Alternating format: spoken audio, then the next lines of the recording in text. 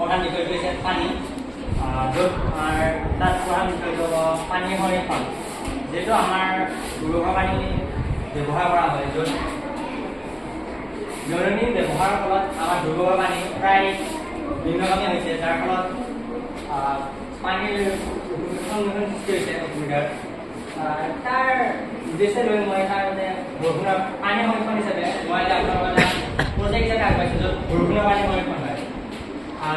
ইয়াত মই দেখাম যে ইয়াত এখন প্ৰজেক্ট হিচাপে দেখাইছোঁ যে বৰষুণৰ সৃষ্টি হৈ আছে। বাৰিষা কালত আমাৰ এই অঞ্চলত প্ৰায় বৰষুণৰ সৃষ্টি হয়, য'ত পানীৰ অপচয় হয়।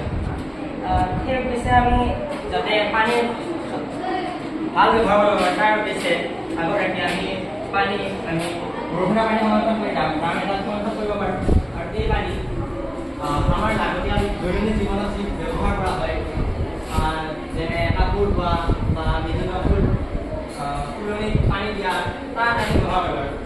তাৰ উপৰি আমি এই পানী অতিৰিক্ত পানীখিনি আমি আমাৰ ঘৰৰ ওচৰত থকা বা আমাৰ বিভিন্ন খেতি পথাৰ আমি তাৰ পানীখিনি ব্যৱহাৰ কৰি আমি আমাৰ যিখিনি ভূগৰ্ভৰ পানী আজিকালি কমি গৈছে, তাৰ সংৰক্ষণ কৰিব পাৰোঁ।